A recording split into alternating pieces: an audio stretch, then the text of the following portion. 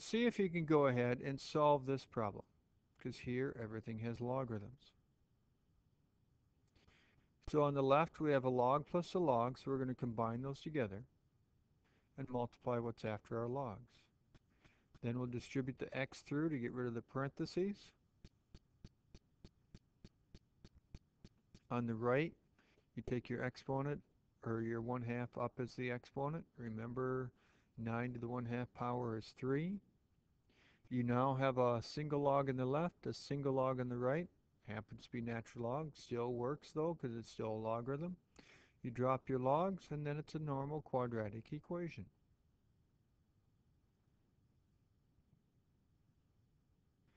It's not going to factor, so you use your quadratic formula.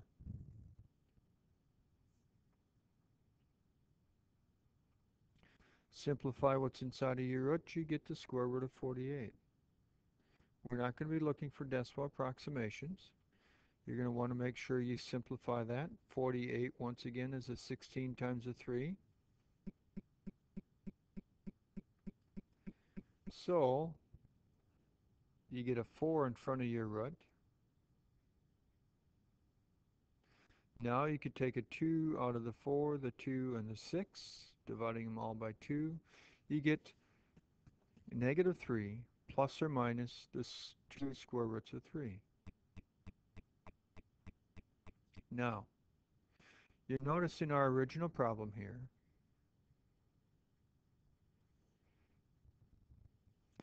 we had variables after your log. Remember, you want to make sure that what you're plugging in doesn't cause you to get a negative after your log.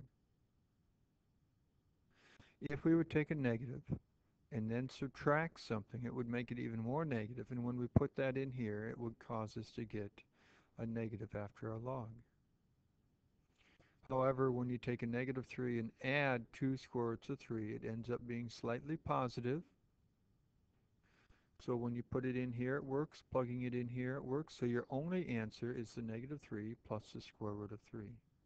Or negative 3 plus 2 square roots of 3.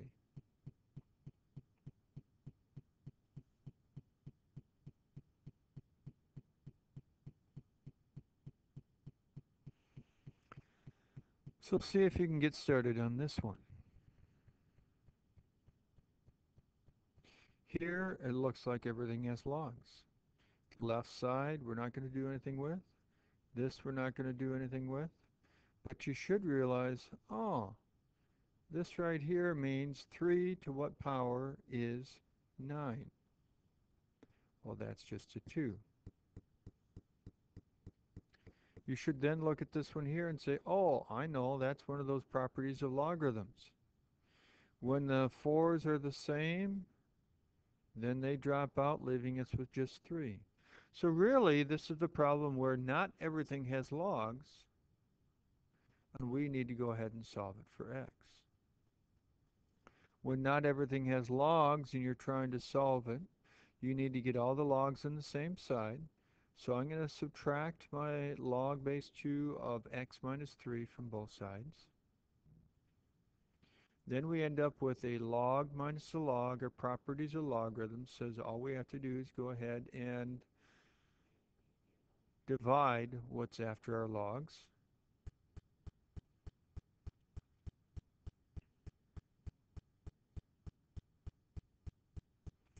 We then want to go ahead and do our exponential form once you get it reduced down to a single log. So you take your 2, swing it over, hits the 5 up as your exponent.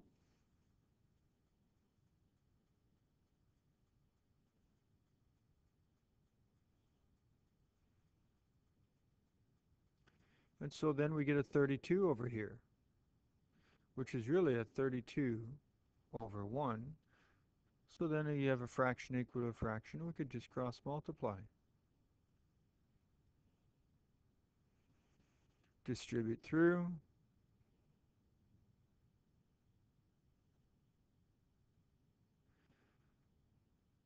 And then we end up getting 99 over 31.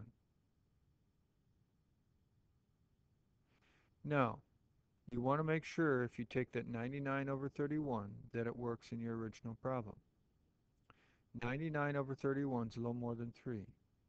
When you try it up here, something a little bit more than 3 plus 3 is positive. Something a little more than 3 here minus 3 is still positive. So it does work.